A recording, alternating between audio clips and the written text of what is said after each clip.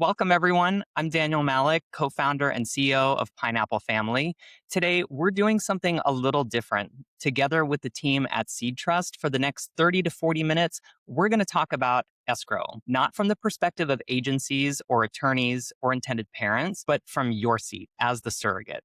What it is, how the money moves, and the questions worth asking. It's not a pitch. It's just the clearest picture that we can give you about what escrow really is. Before we go further, I just want to say a few quick words. Everything discussed today is for informational and educational purposes only. Nothing here is legal, medical, financial, or tax advice. Surrogacy laws do vary by state, so please consult a licensed reproductive attorney in your own state for any guidance that's specific to your situation. Okay, with that said, let's talk about who you're hearing from. You're going to hear a lot from our friends at SeedTrust today. Let me introduce them. SeedTrust is an escrow company that specializes in surrogacy and egg donation. In their words, they've helped more than 30,000 families manage funds through their entire process. And they describe themselves as a market-leading provider in this space. The reason we wanted to do this session with them is simple. They do this all day, every day, and they can explain it far better than we can. So here's who's with us today. I'm Daniel, you know me, co-founder and CEO of Pineapple Family, but I'm also a two-time intended parent and have gone through the escrow process with SeedTrust. I'll be your host and moderator. Kayleen Stromberg is Partner Relations Manager at SeedTrust, and she's going to walk us through how escrow actually works. We have Ashley Walker, who is on the SeedTrust team as an escrow account specialist, and she's also been a gestational carrier 4 times herself. She'll be speaking from both seats, the surrogates and escrow professionals. None of us is here to give you a keynote. We're just people who have been close to this. I want to start with our reality today. If you've been around the surrogacy community lately, you may have heard stories about escrow going wrong. Things like money that wasn't where it was supposed to be, and that can make the whole financial side feel really scary even before you begin. We're not going to pretend that worry isn't real. It is. But what we want to do today is replace that worry with understanding, because understanding is what makes this feel manageable. Here's what we want you to leave with. By the end of today, you'll understand how escrow commonly works. You'll know the questions worth asking any provider, and you'll feel less intimidated by the money side of all of this. That's the whole goal. Now, to actually explain how escrow works, I'm going to hand it over to the expert. Thanks, Daniel. Hi, everyone. As Daniel mentioned, I'm Kayleen, Partner Relations Manager. I've directly managed escrow accounts at SeedTrust for over 6 years. However, my job here today is simple: to make escrow make sense in plain language without the jargon. Let's start with the basics. Escrow really comes down to 3 basic actions: hold, review, release. A neutral third party holds the funds, reviews your agreement to determine if and when payment is due, and releases the funds when the agreed event actually happens. Think of it as a controlled checkpoint, not a free-flowing bank account. A lot of first-time surrogates assume someone will just pay them when it's time. Escrow is what makes sure a promise on paper actually becomes a payment in your bank account. And one thing to hold on to: escrow strictly follows your agreement, only processing payments as they are outlined in black and white. Let's get clear on who does what, because these roles can get blurred sometimes. The intended parents fund the account. You, the surrogate, receive payments and reimbursements. The attorneys define and interpret the legal terms. If there's an agency, it coordinates the match, helps to notify escrow of major milestones, and can assist with requesting payment on the surrogate's behalf. Otherwise, if no agency is involved, those responsibilities fall to you and your intended parents. And escrow, in the middle, holds and releases the funds. Notice where escrow sits here. It's not on the intended parent side, and it's not on your side. It's neutral, in the middle, bound only to the agreement. The money is not held by either side, and that is exactly what protects both sides. So where does SeedTrust fit in? We maintain these 3 principles: neutral, contract-based, transparent. Neutral means we hold the funds without taking sides. Contract-based means every payment is reviewed against your agreement to make sure it lines up with the agreed upon terms before anything is approved or paid. And transparent means you can see what's happening at every step: your payment status, your ledger, and what's scheduled to be paid. Let me show you both of those. First, how the process runs, and then what you can actually see. Really simplified here, this is the whole process from start to finish. Step 1 is engage. SeedTrust gets the details of your match from your agency, or if you're going independent, directly from the intended parents. Step 2, enroll. You and the intended parents each get your own secure login and profile to access the shared account, and you review and sign the escrow agreement right in the SeedTrust portal. Step 3 is fund. The intended parents deposit the required funds to the escrow account. And step 4, SeedTrust takes care of the rest. Each payment request runs through the portal, gets checked against your agreement, and once it's approved, the money is released directly to you. Reimbursements work the same way, and SeedTrust leads the communication with you or your agency about expenses and receipts, so you're not chasing anyone. You're never left guessing where things stand. All right, this is the part I think matters most, especially if you've ever worried about when you can expect to receive your payment. Everything I just described, you can see for yourself anytime in your own secure account. Every disbursement request with its approval and payment status, a ledger showing the history of payments, and a schedule of your upcoming payments laid out by category. You're not taking anything on faith, you're watching it happen in real time. Let me zoom in on that last step, because the way a single payment moves is the rhythm behind everything with 4 distinct beats. To demonstrate this, we'll use the medication start fee as an example. This is a common fee found throughout most agreements, so it's a really good example. The first beat is our trigger. The agreed event happens, a confirmed milestone or an appointment. So in this case, you began taking your medications as directed by the fertility clinic. The next beat is documentation, the paperwork that shows it happened. For the medication start fee, we typically request a copy of your medical calendar that was issued by the fertility clinic, which would confirm the date where you began the medications and what medication you started. The third beat is review. The request is checked against your agreement to confirm the amount due and when exactly the payment is to be released. Some agreements have the payment due the date medications begin, some it's due the next business day, and some even it's the first of the month following the date you begin medications. Those are all things that we are checking to make sure that payment is released to you in alignment with your contract. And the fourth and final beat is release. The payment is released to your bank account. 2 things worth knowing: different payments have different triggers. Not everything arrives on one schedule. And that documentation requirement isn't red tape. It's the thing that allows your payment to go out cleanly.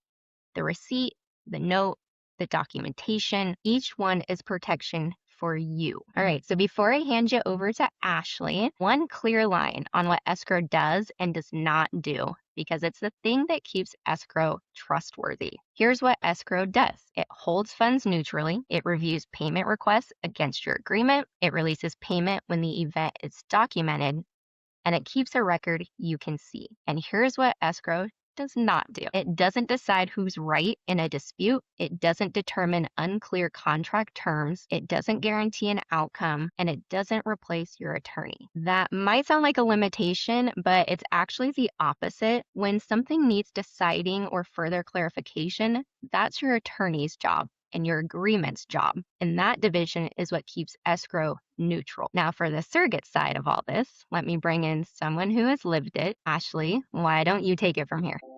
Thank you so much, Kayleen. Hi, everyone. I am Ashley, and I am a escrow account specialist here at SeedTrust. But before I spent my days looking at escrow ledgers for a living, I was sitting right where many of you are today. I've actually been a gestational carrier 4 times, working through an agency, also independently, and internationally and domestically. So I feel like I've done it all. Because of that, I know exactly what it feels like to be a surrogate waiting on a milestone payment to clear. But now I also know exactly what goes on behind the scenes and actually get to approve and release those funds. If I'm being completely honest, though, before my first journey, the financial side felt incredibly overwhelming and very clinical. It almost felt like a hurdle that I had to get past rather than a system designed to protect me, which was extremely frustrating. So over the next few minutes, I want to strip away that clinical feeling, and we're going to look at the practical, real-life side of how your payments actually work so that you can go into your journey feeling completely confident.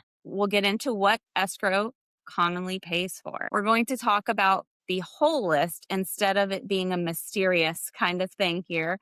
And we're going to talk more about how most agreements include a mixture of different things. There are some standard items like base compensation and monthly allowance, alongside with medical expenses, transfer cost, or even lost wages. Then you have day-to-day support like travel, childcare, housekeeping, even maternity clothing allowances. There might even be more contract-specific items like a signing bonus, a C-section fee, or a multiples fee. I do want to share two quick honest caveats here. First, what applies to you depends entirely on your specific agreement. I know we've mentioned that a few times, but your list might look totally different from another surrogate's, and that is completely normal. Second, regardless of the line item, the rhythm is always the exact same. Like Kayleen mentioned, the event happens, you document it, it gets verified, and then it gets paid. Once you catch that rhythm, you can read any line of your payment schedule without a problem. To show how that rhythm works in the real world, for an example, during my journeys, my contract included a monthly allowance. Most contracts do. This was for basic everyday expenses, things like prenatal vitamins, mileage, local doctor's appointments, and so on. Instead of me having to keep track of every receipt for vitamins or logging every odometer reading, I would get a monthly flat rate. Because it is on a predictable schedule, I knew exactly when it was hitting my account, which made budgeting during my surrogacy journeys so much easier. Obviously, things don't always go as planned, and I think everyone secretly worries about that. What if something goes wrong? What if something doesn't go as planned? Well, the good news is that there is a simple, repeatable game plan. You take a breath, which is sometimes hard to do. You check your agreement, and then you ask the right person. Think about situations like, unfortunately, a failed transfer or a pregnancy loss, a payment that seems stuck, or intended parents who are late funding the account. In every single one of those scenarios, the same rule applies. What happens next is entirely guided by your surrogacy agreement. Your escrow provider can tell you the exact status of the funds and what they're waiting on, while your attorney is there to interpret what the contract requires. From personal experience, a delayed payment usually doesn't mean that something is wrong. 9 times out of 10, it is just missing a form, a routine review, or we just need something else to go with that request. Asking early was always the best answer whenever anything ever felt off for me. So, how do you, as a surrogate, recognize a well-run escrow process before you're in the thick of it? Look for a few clear markers: straightforward rules, a ledger that you can actually see, a predictable schedule, a neutral party holding those funds, and a real human that you can reach out to. On the flip side, what should you stop and ask for when you need to ask a few more questions? Things like vague answers, zero visibility into your own payments, maybe not really having a clear point of contact. None of those are automatic red flags, but they are definitely a cue that you're going to want to follow up with some additional questions. A good provider will happily explain exactly what they can and cannot do for you. Questions that are worth asking your provider. Here's 6 that we have for you. 1, who holds the funds, and are they truly a neutral party? 2, how are payments authorized? 3, are disbursements checked against your agreement? 4, can I see a ledger and payment schedule? 5, how do I submit reimbursements, and how long do they commonly take to process? And then, of course, 6, who is my point of contact if something seems off? A good provider can answer all 6 without hesitation. If the answers are vague, that's information for you too. Daniel, I'll hand it back to you. Thank you, Ashley and Kayleen, for giving us an overview of how the process works. Here's what you're leaving with today. SeedTrust has put together a resource on questions to ask an escrow provider. You can head directly to the resource hub on SeedTrust's website. It gives a great video overview as well as an in-depth run through of the escrow process. And then if you'd like to read our guide, How to Engage Through the Escrow Process, this is available on our website, and the replay of this webinar will go out to anyone who registered. As a reminder, for anything specific to your situation, your own attorney and advisors are the right people to ask. Let's take a peek at your questions. Our first question: obviously, there are other escrow agencies as well, and we've all heard some of the escrow escrow horror stories. Yes, we have. What should a GC or IP consider green flags and red flags in an escrow provider? What are things that they should verify before choosing a provider? Green flags. They should be, again, a neutral, independent, third party escrow provider. This is big. You don't want an attorney that's involved in the process holding your funds. If the attorney represents the intended parents, that's a conflict of interest. If a dispute were to arise, that attorney is going to, represent their clients. So you don't want an attorney holding the funds. You also don't want your agency holding the funds. Again, that's a conflict of interest. The agency, like the escrow provider, is supposed to remain a neutral party there to support both the intended parents and the surrogate. That's why it's really important to be looking for an independent third-party escrow provider.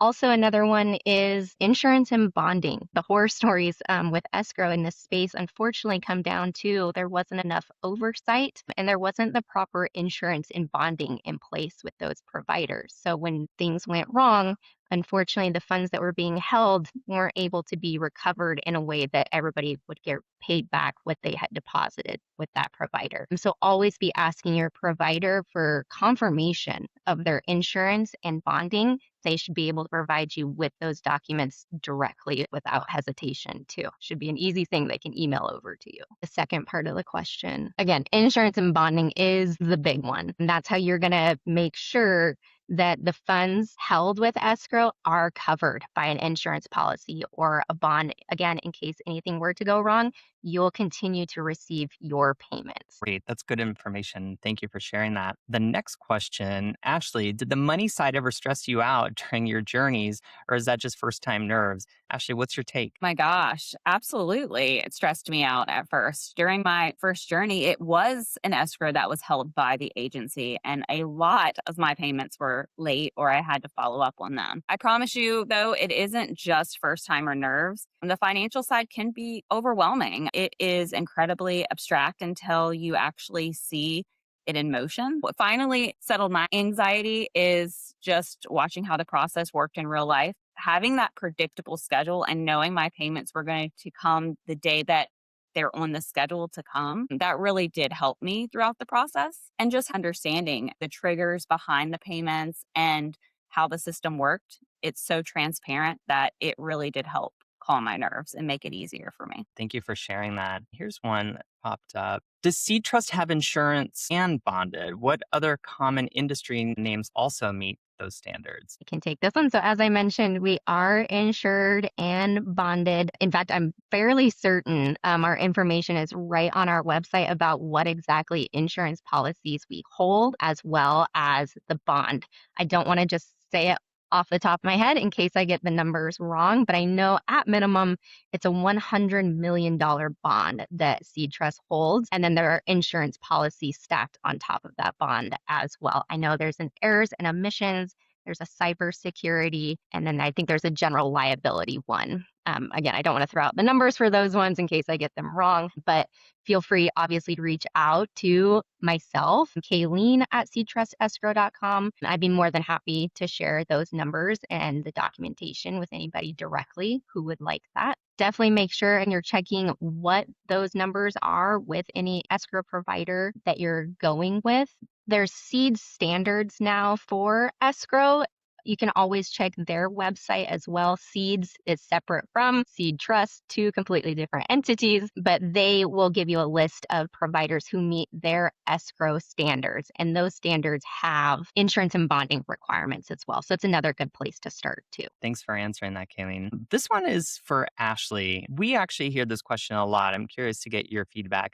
You've done this 4 times on different journeys. Did escrow work the same whether you went through an agency or independently? So that is a great question because I did have a journey independent and then I had a few other journeys that were with an agency. From where I sat as a surrogate, the actual mechanics were identical either way. The money still moved based on triggers, proper documentation, and the text of my GSA or gestational surrogacy agreement. What changed mostly was communication, who I reached out to first or how moving pieces were coordinated around me. but the core engine of the funds being securely held and released exactly against what I signed was the same on all of the paths. So having that consistency has been reassuring. Thanks for sharing that. One question I see popped up here. This is probably better for you, Kayleen. How do I actually know the money is really there when it's supposed to be? That's one of the most important questions you can ask, and you're allowed to ask it directly. The funds are held in a dedicated escrow account, separate from either party, as we talked about. And you should have access to that account at all times. You should be able to log in. If you're up late thinking about payments, you should be able to log in at 3 a.m. and see exactly what's going on in your escrow account. And if the balance isn't displayed in your account, you can always request confirmation of the balance directly from your SeedTrust escrow team member. Your agency, if you're working with them, can also confirm the balance for you as well. We can email it to you so you have it, written confirmation. We can grab a screenshot of it, send it to you that way so that you have that proof if it's not displayed directly in your account. And it's also completely fair to ask any escrow provider how the account is funded and how funding is kept current. These are normal questions with real answers, and the funding is guided by your agreement. So that's always a good place you can start too if you're not quite sure, like, is the account funded the way it is supposed to be funded at this point in the journey? Reference your agreement. That's what we do at Escrow, is just follow, again, the terms of your contract, and can always, of course, clarify that or help point you in the right direction on which page that language is found in your contract or anything like that too. There's one more question just before we end. Let me ask this one. On an independent journey, IPs will fully fund escrow prior to embryo transfer. How is the number for fully funded estimated? After all, medical needs can really flex. I'll direct that to you, Kayleen. Fully funded can be defined in different ways. It depends, again, on your match, on your contract. In your contract, that is where the funding schedule is typically going to be established. That's what you're going to want to discuss with your attorney, confirming how much is going to be in the escrow account before I go to embryo transfer. And that should be in black and white in your contract. And so we will follow that. If it says 100,000 needs to be deposited prior to embryo transfer, we are watching that. And then obviously you can see that. If you see it's not funded, reach out to us. We can always provide a status. If we know funds are coming, it's just maybe pending at that time, we can let you know. Or if you notice it and it's not even close to funded, or we tell you we don't have any notification that funds are coming, at that point, you'd want to reach out to your attorney and notify them, hey, funds aren't in like the contract stipulates. And then your attorney takes over from there. Really great questions. I'm glad we were able to have an engaging conversation. We're coming to the end. Thank you all for joining, and thanks to the SeedTrust team for spending time with us. As always, you can learn more at pineapplefamily.org for anything related to an independent surrogacy or egg donation journey. For your questions about SeedTrust, visit SeedTrust Escrow's website, and we'll look forward to seeing you next time. Thanks, everyone.